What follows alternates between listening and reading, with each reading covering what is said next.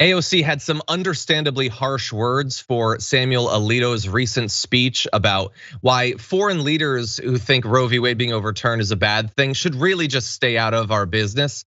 In case you didn't see it, I want to give you a bit of what Alito had to say.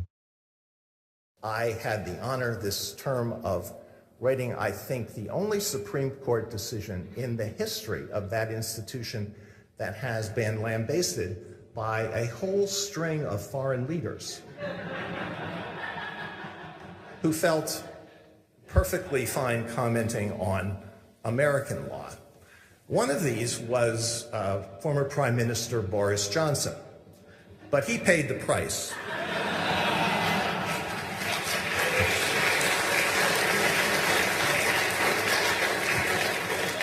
Post hoc ergo propter hoc, right? But others are still in office. President Macron and Prime Minister Trudeau, I believe, are too.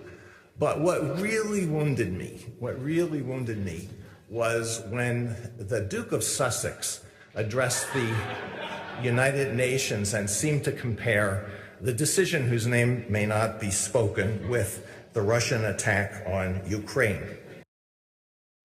He's just having fun, mocking. Remember, he's nonpartisan, non-ideological. He just reads the Constitution and interprets it, analyzing it using the divine calculus of the law. It has nothing to do with politics, except that like he loves to mock world leaders on the other side who have an issue with this, as he talks about how great it was that he did it and how necessary it was to get rid of Roe v. Wade.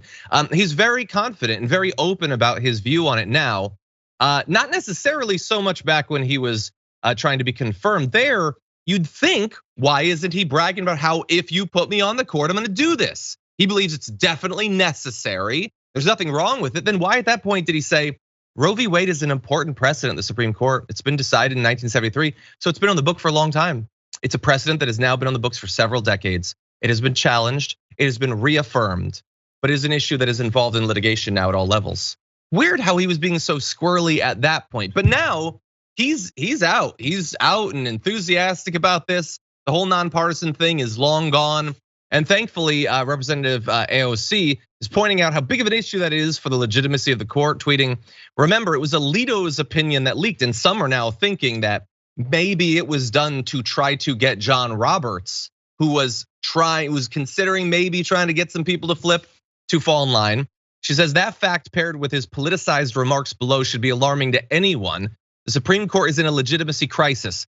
Chief Justice Roberts has a responsibility to share the progress and results of SCOTUS's leak investigation. I am predicting that we will never find out why exactly that was leaked. The right pretended to care when they thought the leak coming out made it less likely that Roe v. Wade would be overturned. Once it was overturned, suddenly you'll notice they don't care anymore about who leaked that. Anyway, we need far more than that. We need reform on the Supreme Court, and there is a plan to do that. We're gonna get the details in a minute. But Brett, what do you make of Samuel Alito? Samuel Alito killed Antonin Scalia. That's my take after this, because he's like, no, I'm the cheeky twat on the bench. Like that's it. Because if you read Antonin Scalia, it's just like that. All his things are like, I'm so clever, ergo hoc, ergo propter hoc, which he's joking about how his own argument doesn't make sense logically. He's like, it happened after, so that's why it happened. That's that joke. It's like, oh, this is a fallacy I just said. I just want to take this opportunity to tell people that there's this weird talking point that says people who want to find some kind of justification to say that the Supreme Court isn't an extremely fundamentalist Christian court now. They keep saying, the fundamental concept of the constitutional justification for Roe v. Wade was not good. It was actually pretty weak. No, it is the only way that this kind of thing can happen. There is, besides passing a specific constitutional amendment that says abortion cool, okay, let's do it. You need to be guaranteed certain rights as an American, and the right to control your own body is so intuitively in that by virtue of at least 2 amendments to the Bill of Rights. Yeah, that's it. And then to tell you how extreme the Republicans on the bench have become, Roe versus Wade was decided and voted for 7-2. 5 of those votes were Supreme Court justices appointed by Republicans. Yeah, that's amazing. There were 2 that voted against. One was by Kennedy, the other was Rehnquist. So a 7-2 decision. They said, you know who should be the next Supreme Court Chief Justice? The whack job who voted against this. Rehnquist. It became the Rehnquist court. And then they started packing it with religious fundamentalists who eventually would overturn something that 5 Republican appointed Supreme Court justices voted for. That's how psychotic they are now. And anyone who pretends that the Republicans have gotten more moderate and the Democrats have gotten more left, let me just remind you, the New Deal, Social Security. The left used to be way more left. Now they're like, I don't want to touch anything. Let's go for small government and neoliberalism. Like, check your facts, morons. Or the Democrats at the very least, yes. Right. 100%. Yeah, now look, she's saying we need the investigation. We obviously do. We also need reform. Now there is a plan, with the state of the Senate, it's not gonna happen, but there are 7 House Democrats who introduced a bill to seek to end lifetime service on the Supreme Court. Here's what they would set up, and it's described in great detail in an old episode of John Oliver. The proposal would create a much faster rotation of justices in 2 ways: by guaranteeing 2 new appointments in each presidency and creating absolute term limits of 18 years. Under the proposal, new appointments to the court no longer come only when a justice dies. Instead, each president would get the same number, 2 per term, in their first and third years of office.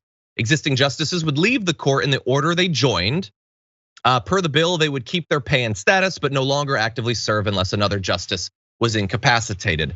There is no argument not to do something like this other than we think that it benefits us to keep it the way it is right now. If it didn't, maybe the Republicans would be on board, but they got a bunch of young justices on the court and they want to keep that. This is obviously better. It avoids the chaos of, oh God, is someone gonna die finally? Is someone gonna, no, if you win a presidential election, you get 2. You don't get to radically remake the court. This isn't, endlessly adding new people of every single term.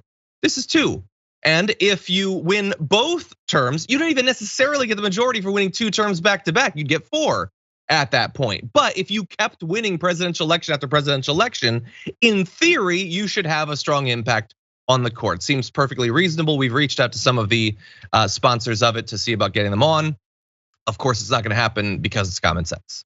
It's not common sense to me. I think that's a very weak, a horrible idea.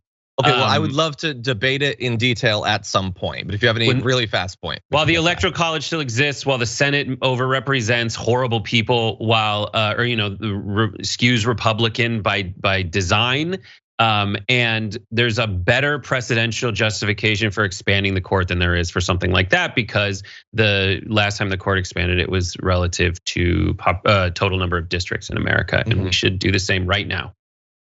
Yeah, I just think that expanding the court and making no other reforms still makes us, the parties are incentivized to seek out potentially unexperienced people purely based on their youth. I think it puts way too much of the onus on when they're gonna retire and political determination of retirement time. And I think there's a lot of potential benefits to this. Anyway, we should have that debate at some point.